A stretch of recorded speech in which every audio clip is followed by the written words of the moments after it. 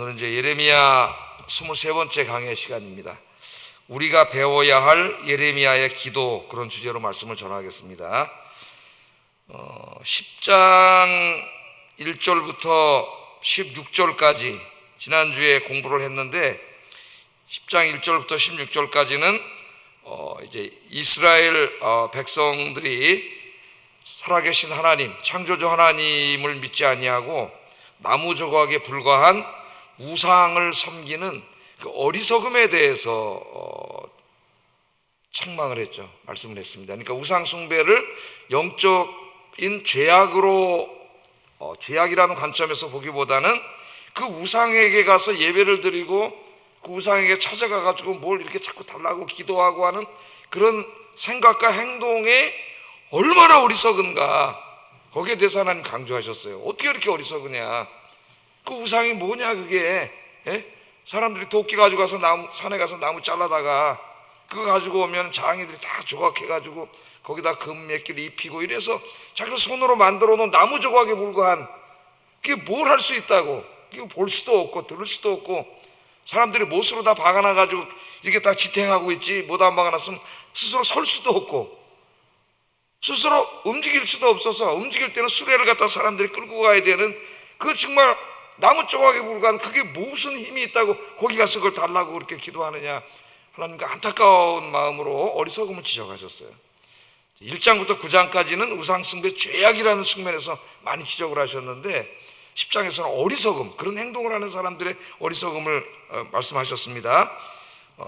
이제 한 주 지나서 이제 계속 공부를 하는데, 17절부터 이제 읽은 25절까지는 이 어리석은 사람들, 창조주 하나님을 예배하고 그 하나님께 가서 기도하고 의지하고 살지 않고 그 나무 조각에 불과한 우상에 찾아가서 기도하는 그 사람들의 삶에 다가오게 될 하나님의 심판의 메시지입니다. 심판의 메시지. 그러니까 지금 예레미야 10장까지 계속 23번에 걸쳐서 오늘까지 이제 강해를 듣고 있는데, 예레미야서의 전반부는 계속해서 이스라엘이 지은 죄악과 거기에 대한 하나님의 심판의 메시지가 있어요. 근데 그 사이에는 뭐가 있어요? 하나님 예레미야 선지자를 보내서 회개하고 돌아오라고 계속 하나님 부탁하시는 말씀이 있죠. 예레미야가 40년 정도 사역을 했으니까 예레미야만 계산해도 40년 동안 하나님이 계속 참아주신 거예요. 계속 기다려주신 거예요. 계속 돌아오라고 하나님 말씀하시는데도 이 사람들이 귀를 막았다 그랬습니다. 예레미야 선지자가 말하기를 귀를 막아서 하나님 말씀을 듣지 않는다 그랬어요. 그런 일이 어딨냐. 그리고 계속 죄악의 길을 갔다고 이야기합니다. 만일 이 사람들이 자기들을 그렇게 사랑하시는 창조주 하나님을 믿고 의지하고 기도하면서 살았으면은 약속의 땅에서 복을 받아서 살았을 거예요. 행복하게 살았을 겁니다. 그런데 어리석게도 그 자기들을 그렇게 사랑하시는 하나님을 떠나서 우상을 숭배했기 때문에 이제 그들의 인생은 망하는 인생이 될 거예요. 이 예레미야서가 우리에게 계속해서 가르쳐주는 메시지, 핵심 메시지가 뭐냐면은 이렇게 살면 망한다는 겁니다. 하나님 떠나서 죄 짓고 우상 숭배하고 살면 망한다는 것을 보여줘요. 그래서 우리는 예레미야서를 읽으면서 이 죄의 문제가 하나님 앞에 얼마나 심각한 문제이며 우리 인생에 얼마나 심각한 문제인가를 엄청나게 강조합니다. 현대인들이 이 죄가 얼마나 하나님 앞에 심각한 것인지를 잊어먹고 살아요. 그래서 죄를 지면서도 별로 양심의 가책도 없고 두려움도 없습니다. 그래서 예레미야서를 읽으면서 우리는 이 하나님은 죄를 싫어하시고 죄와 함께하지 않는다는 거, 계속 그 죄악의 길을 가면 하나님의 심판이 있다는 것, 그걸 하나님이 강력하게 경고의 메시지로 보여주는 거예요. 그래서 예레미야를 이렇게 공부하는 동안에는 저 자신도 마찬가지고요, 우리 스스로가 우리 자신을 돌아보면서 하나님 앞에 말씀대로 살지 못한 영적이고 도덕적인 죄악들을 정말 돋보기로 보듯이 자세히 자기 자신을 들여다보고 철저히 회개하고 하나님께로 더 가까이 가는 시간 되기를 주의 이름으로 축복합니다. 그게 예레미야서를 하나님 우리에게 주신 하나님의 목적이에요. 자, 이제 본문으로 한번 들어가 보겠습니다. 몇 년 동안 하나님이 하셨다고요? 예레미야를 40년. 제가 은퇴할 때까지 여기서 목회해봐야 30년 목회하는 거예요. 근데 엄청나게 긴 시간인데 예레미야 40년 동안 선지자로 부름받아서 40년을 목회했는데 참 이렇게 좋은 메시지, 물론 이것도 좋은 메시지죠. 그들이 저 죽음의 길로 가니까 돌아오라 가시는 하는 말씀을 전해야 되니까. 그런데 계속 죄악을 지적하는 메시지와 하나님의 심판의 메시지를 전해야 했던, 어떻게 보면은 정말 인간적으로만 보면은 좀 불행할 수도 있겠어요. 인간적으로 말한 겁니다. 하나님의 일을 한 거니까 훌륭한 일을 한 거지만은 얼마나 힘들었겠어요. 그런 메시지 나가서 사람들을 볼 때마다 그들의 죄악을 전해야 되니까 40년을 그렇게 전했어요. 우상숭배와 도덕적인 죄악을 멈추고 하나님께로 돌아오지 않으면 반드시 하나님의 심판이 임한다는 것을 눈만 뜨면 나와서 전하는 거예요. 권력자들 앞에서도 전하고 사람들에게도 전하고, 그러니까 회개하고 하나님께로 돌아와라, 이걸 계속 이야기합니다. 제가 예레미야 강의 지금 23번째 하고 있는데 이 말씀을 계속 하니까 새벽마다 조금 어떨 때 부담이 될 때가 있어요. 새벽에 오는 사람들한테 좀 위로가 되는 말씀, 복 받는 말씀, 이런 말씀을 전하고 싶은데 예레미야서를 택해서 이제 강의할 때는 하나님이 이 메시지를 계속 주셔요. 우리가 자신을 돌아보세요. 우리가 하루에 살아갈 때, 오늘 새벽에 나와서 기도하고 또 하루 시작하지만은 밤에 앉아서 하루를 돌아보면은 정말 내 자신이 한심한 말을 하고 행동을 하고 생각을 하고 그런 영적 도덕적 죄를 지는 모습들이 보입니다. 우리 스스로에게. 그래서 그것들을 어떻게 예레미야서를 생각하면서 내일로 미루지 말고 자기 전에 다 해결하라 그랬죠. 그날 하루의 일은 항상 자기 전에 결산하고 주무시라 그랬어요. 아침에는 깨끗하고 순수한 영혼으로 하나님 만나러 오시기를 주의 이름으로 축복합니다. 자, 그런데도 계속 듣지 않아요. 너무나 어리석어. 그 어리석은 삶을 계속 살아가요. 그랬더니 예레미야를 통하여 전한 심판의 메시지가 그대로 임하고 있습니다. 17절 18절 한번 읽어봅니다. 시작.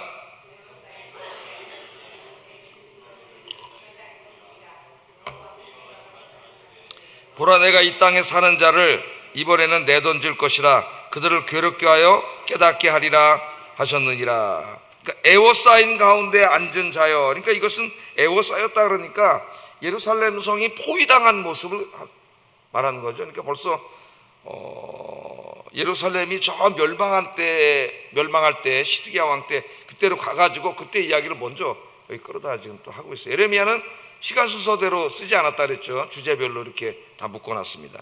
에워싸인 가운데 앉은 자니까 예루살렘 성이 포위됐었잖아요.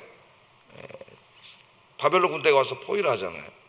우리 6.25를 거친 분은 6.25가 지금 몇 년 됐어요? 벌써 6.25 때 태어나신 분이 75세가 됐을 겁니다 아마. 그러니까 애기 뭐 태어나셨어도 1살, 2살, 3살에도 뭐 78세 이렇게 됐어도 생각이 안 나겠죠. 6.25 때 6.25 이렇게 됐는데 전쟁에 나왔을 때 어떻게 했어요? 우리 보면 사람들이 자기 오랫동안 자기 집이 있고 직장이 있고 또 자기 마을이 있고 이런데 인민군 북한 공산군들이 쳐들어 내려오니까 살기 위해서 어떻게 했어요? 여기 모습 그대로 나오죠. 짐꾸러미를 다 꾸려가지고 간단 중요한 짐만 몇 개 챙겨가지고 남쪽으로 피난을 갔잖아요. 딱 그 모습이에요. 지금 그렇게 된다는 거예요. 지금. 에워싸인 가운데 있는 이제 빨리 피난을 가라는 거예요. 피난을 가라. 그러니까 이 약속의 땅은 하나님이 주신 땅입니다. 예루살렘 성은 거룩한 성이에요. 하나님이 주신 성읍이고 그 가운데는 하나님의 성전이 있습니다. 그러니까 하나님이 이 사람들은 누구도 쳐들어올 수 없다고 생각을 했어요. 물론 그 믿음은 좋은 믿음이에요. 하나님을 잘 섬길 때는. 그러나 그들이 죄 짓고 우상 숭배하면은 하나님 지켜주지 않기 때문에 그 성은 안전한 성이 되지 않습니다. 그런데도 미신처럼 이 성은 안전할 거라고 그들이 생각하고 있었어요. 그런데 바벨론군이 쳐들어와서 포위를 하고 이제 이 성이 멸망하게 됩니다. 다 성이 불타고 벽돌이 다 무너져 내리고 성전도 불타고 성전에 있던 하나님께 예배드리던 이 거룩한 기구들은 바벨론 사람들이 다 가져가서 다니엘서 5장에 보면은 벨사살이라고 하는 왕이 술 따라 먹었어요. 술 따라 먹었어요. 그러다가 이제 그날 밤 죽었죠. 그는 하나님 두려운 줄 모르고 그래서 죽었어요. 누가 이렇게 하나님의 영광을 다 가려놨습니까? 세상 열방이 하나님의 영광을 드러내야 되는데 하나님 믿는 사람들이 오히려 하나님의 영광을 가리고 교회가 오히려 하나님의 영광을 가리고 그런 경우들이 많이 있어요. 안타까운 일이죠. 그래서 니체가 말했듯이 신은 죽었다라니까 신이 왜 죽었다느냐, 그 증거가 어디 있느냐, 교회 가보세요. 교회 가면 신이 하나님이 죽었다는 증거가 널려 있습니다. 그러니까 얼마나 그 당시에 교회가 하나님의 영광을 가린 거예요. 그 교인들이 얼마나 하나님의 영광을 가린 거예요. 교회 가서 교인들 하는 꼴을 보면은 하나님 없다는 증거가 거기 다 있다는 거예요. 오늘 그래서 이 성이 다 무너져 내립니다. 정말 여기서 하나님은 복을 주시려고 준 거 아니에요, 그죠? 예루살렘 성에 거기서 성전까지 있고 하나님 언약궤가 거기 있고 하나님의 말씀의 돌판이 있고, 예?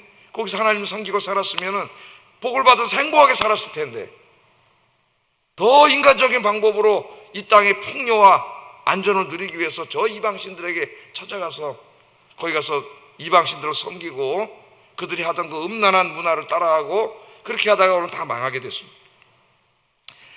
자, 이 19절 22절에 보면은 이제 그 바벨론 군대가 쳐들어와 가지고 이제 그 끔찍한 일이 벌어질 때의 상황을 아주 잘 묘사하고 있습니다. 한번 19절부터 22절 읽어보겠습니다. 시작.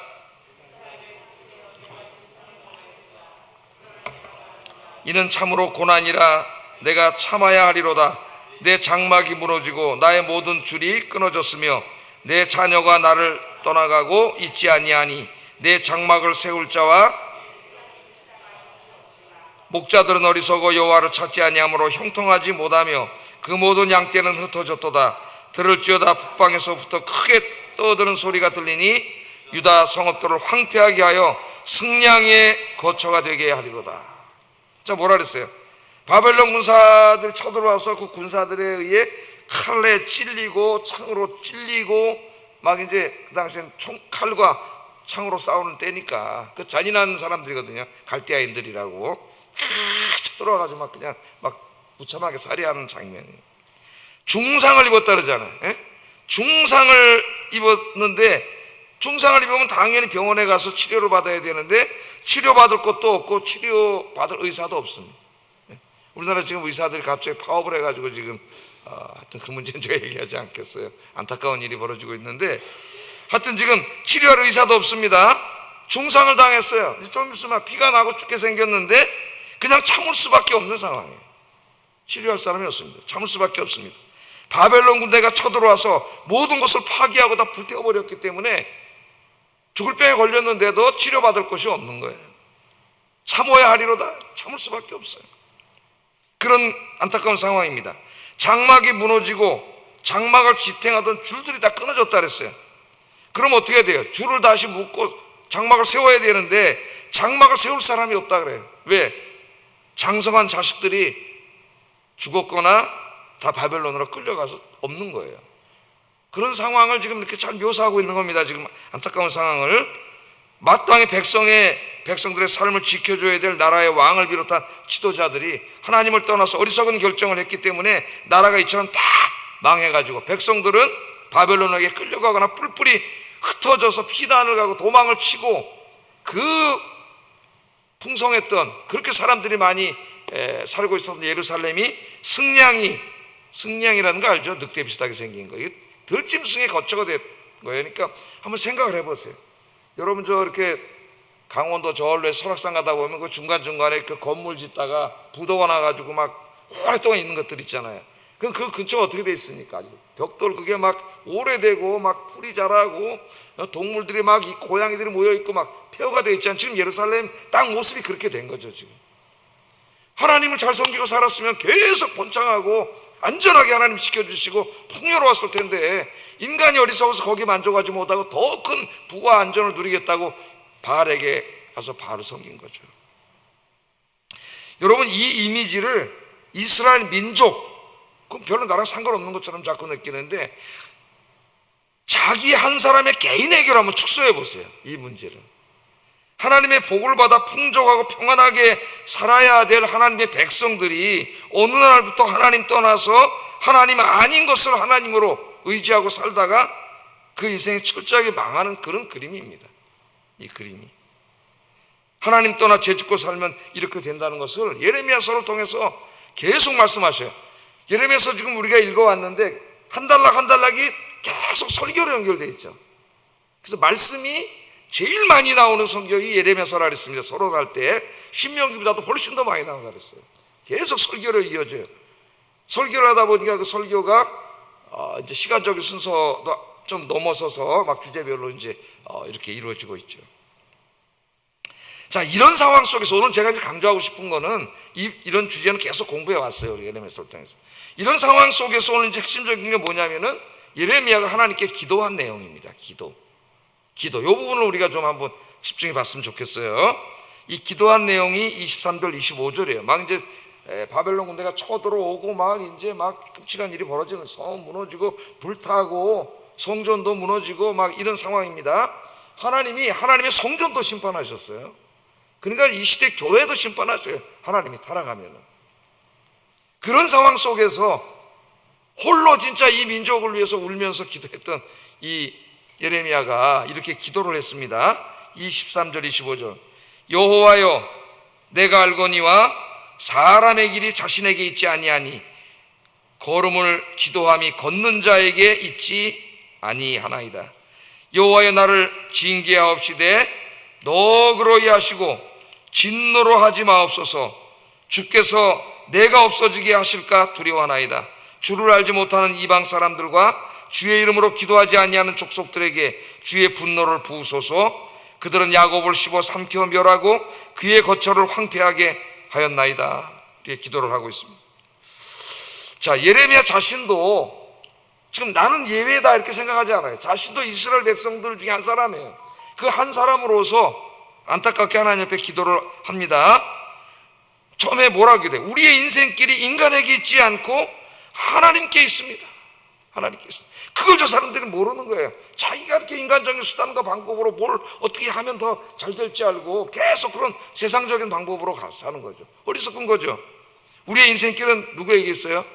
사람에게 있지 않고 하나님께 있습니다. 하나님께. 이걸 인생에서 깨달은 사람이, 깨닫고 기도한 사람이 그 한나, 사무엘의 엄마인 한나예요. 한나. 아이를 낳지 못했잖아요. 남편이 좋은 남편을 만나서 행복하게 살았는데 아이를 낳지 못하니까 남편이 두 번째 부인을 얻어서 아이를 낳습니다. 그 여인은. 근데 남편이 아무리 잘해줘도 행복하지 않아. 근데 또 둘째 부인이 아기를 낳은 다음에 와서 막 부회를 돋가, 아이를 데리고 앞에 싹 나타나서 막, 그러니까 막 어떻게 되겠어요? 여러분 미치는 거죠. 막. 그러니까 어떻게 했어요?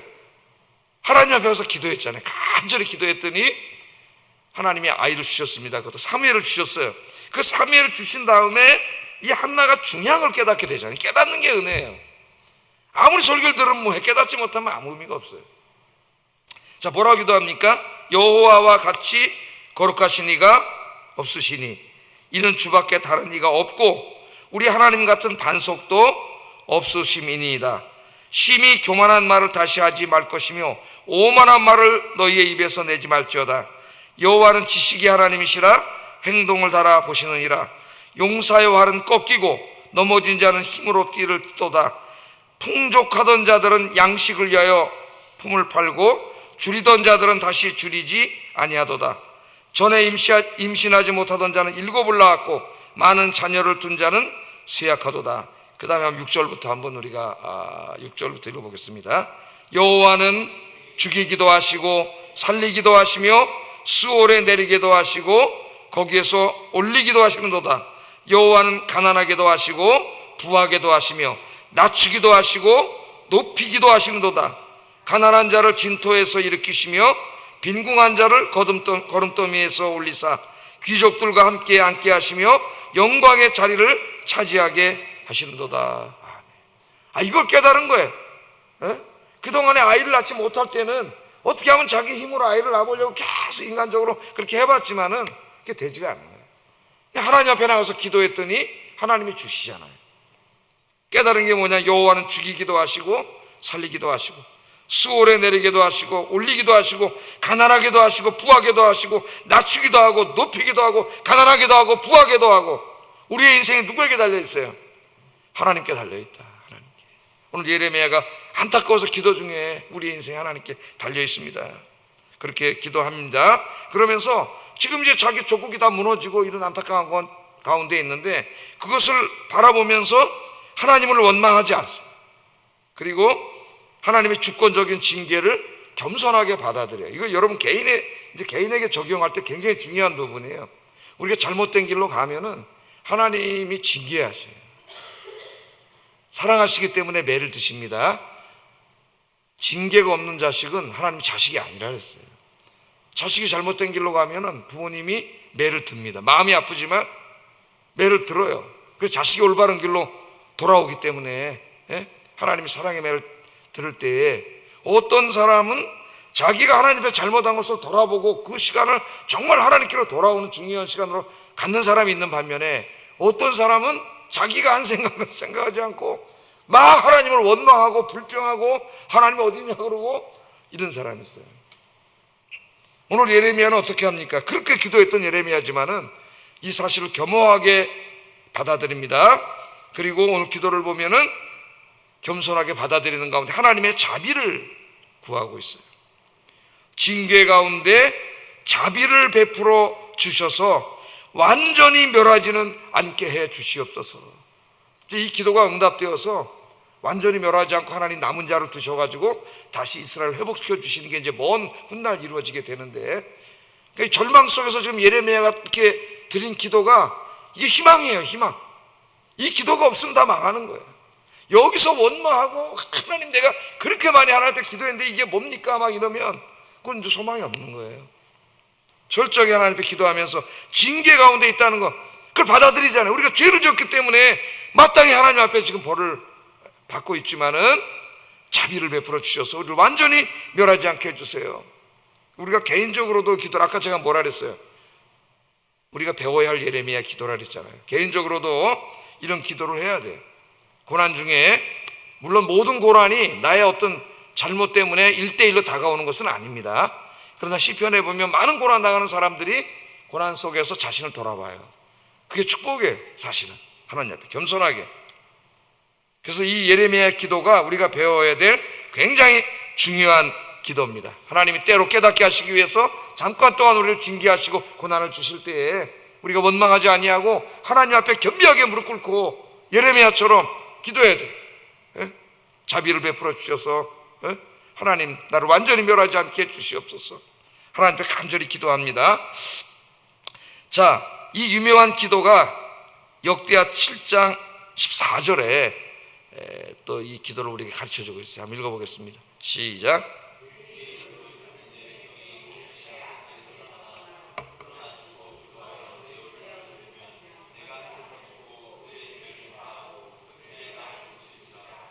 아멘. 내 이름으로 일컫는 내 백성이 그들의 악한 길에서 떠나 스스로 낮추고 기도하며 내 얼굴을 찾으면, 이 자세가 굉장히 중요해요. 하나님 앞에 내가 하늘에서 듣고 그들의 죄를 사하고 그들의 땅을 고칠지라. 아멘. 우리 인생에 살다 보면 지금 이 예루살렘과 같은 상황에 많이 처할 수가 있습니다. 우리 하나님의 길에서 벗어나면 하나님 사랑하시기 때문에 사랑의 매를 드실 때가 있어요. 우리는 힘들죠. 매를 맞으면 아프고 고통스러워요. 그런 가운데 어떻게 해야 되느냐? 오늘 예레미야처럼 기도해야 되고 역대하 이 저자처럼 기도해야 된다. 내 이름으로 일컫는 내 백성이 그들의 악한 길에서 떠나 회개하고 스스로를 낮추고 하나님의 얼굴을 찾으면서 기도하며, 그렇게 겸비하게 회개하면서 기도하면은 먼저 그들의 죄를 사하시고, 이게 중요해요 여러분. 먼저 하나님 죄를 사해 주셔야 돼요. 그 죄를 사하시고, 영적인 문제가 먼저입니다. 죄를 사하시고 그 다음에 그들의 땅을 고쳐주신다고 하나님이 약속해 주셨습니다. 하나님께서는 우리가 악한 길에서 떠나 겸손한 자세로 하나님께 기도하면 그 죄를 사해 주시고 그 땅을 고쳐주시고 우리의 인생을 고쳐주실 줄 믿습니다. 오늘 예레미야의 기도를 우리 마음속에 깊이 간직하고 늘 하나님 앞에 이렇게 기도하는 저와 여러분 되기를 주의 이름으로 축복합니다. 기도하겠습니다.